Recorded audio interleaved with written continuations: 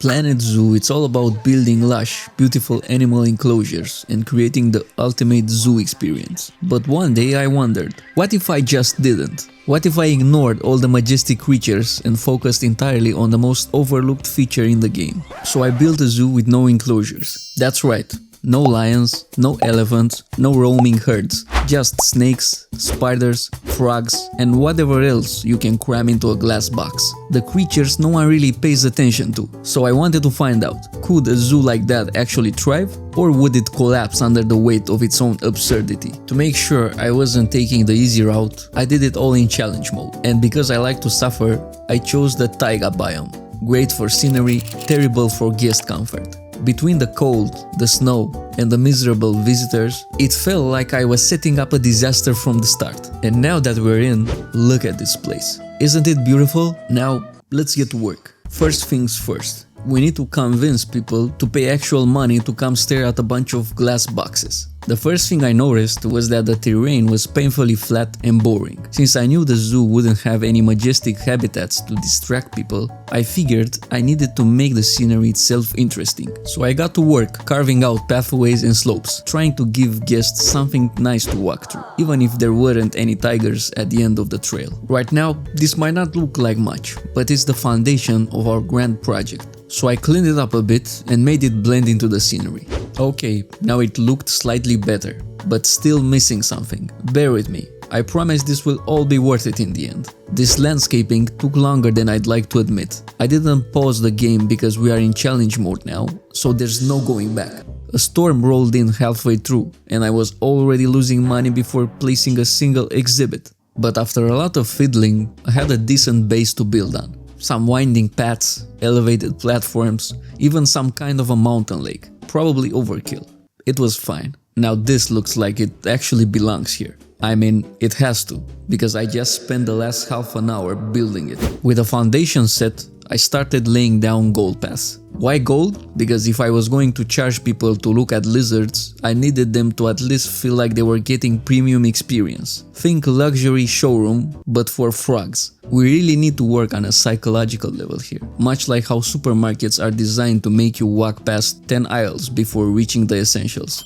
We just need to trick our visitors into thinking the zoo doesn't suck. I set up the food court on the right, staff buildings tucked away on the left, a little island of despair for the workers, far from the public eye. The main layout was starting to take shape, and I had to admit, it looks surprisingly decent. Also, if you're somehow still watching this build unfold, consider leaving a like and subscribing. It really helps the channel grow and it fuels questionable projects like this one. Once I added some greenery, it was time to place the first exhibit, dead center, the crown jewel of the entire build. Then I added another exhibit next to it, and suddenly the whole plaza felt alive. I'm actually starting to like this. It's giving the illusion that I know what I'm doing. There's a natural flow to it, like a serene, gentle river guiding you from one point of interest to the next.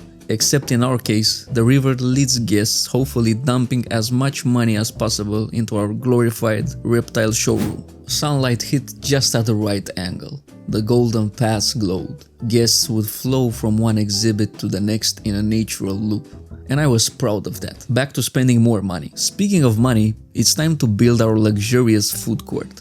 And by luxurious, I obviously mean overpriced burgers and fizzy sugar water served on wooden picnic tables. Real fine dining. Then I checked my balance. I was broke.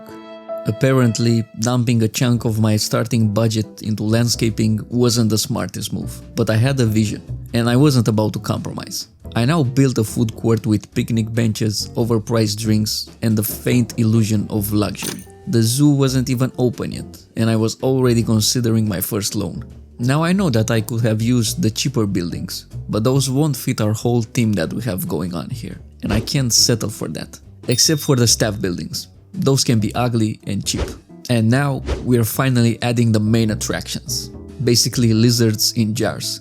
I made sure they're premium lizards. I used the conservation points to buy them, since the cash we have technically belongs to the bank at this point. Still, I pressed on. I added more exhibits, more decorations, and finally, 2 golden lion statues at the entrance. The ultimate illusion. Yes, we have lions. We didn't. And that should be it. I think guests started arriving.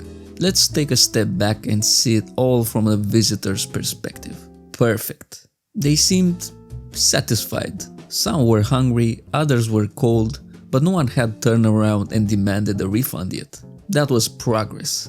But of course, the zoo immediately dove into debt. 0-star marketing, low education, no clear direction. I figured I could fix it with another loan and some strategic marketing. Spoiler, it didn't fix anything.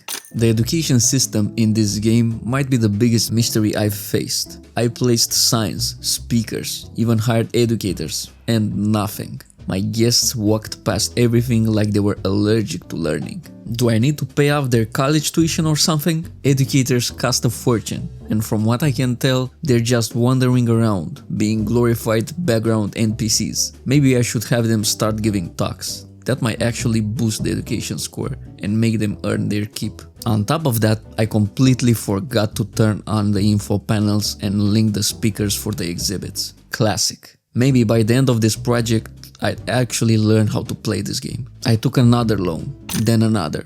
The zoo began to spiral into debt again. I tried cutting costs, looking at staff wages, and considered firing someone. But I didn't know which system would collapse if I did. Eventually, I researched renewable energy. It seemed like the perfect fix. No running costs, environmentally friendly, and a nice PR boost. The problem? I couldn't afford to buy the turbines.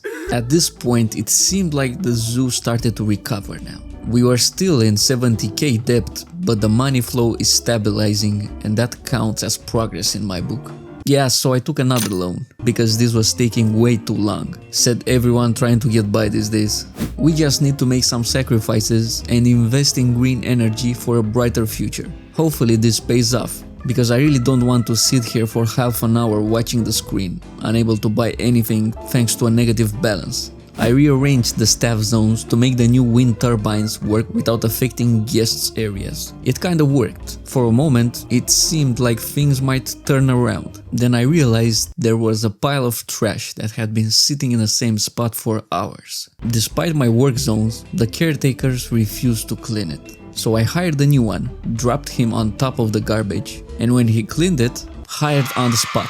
Then I fired the old one. Nothing personal, that's just how business works. We save money in the long run and the trash is gone. That's what I call entrepreneurship. Meanwhile, my vet was quietly crushing it, researching all the animals, improving the exhibits, making everything more profitable. He didn't get any raise. And then came the biggest facepalm moment of the entire run. I hadn't used my newly generated conservation points at all. I could have bought animals, sold them for cash, bred them for profit. It was a whole untapped money system I completely ignored while I was drowning in loans. Let me know in the comments how stupid that made me look. I deserve it. Yeah, so this video will be about what not to do if you want to build an exhibit-only zoo. This zoo has been battling poverty and a complete lack of education since day one, and this new exhibit is here to fight both, at least in theory. So with my new wealth of conservation points, I expanded the zoo by adding a new exhibit. I've placed it strategically near the food court so I can set up an educational speaker that reaches a larger crowd. The idea was that while people are munching on overpriced burgers, they'll also be passively learning about our little reptiles on display.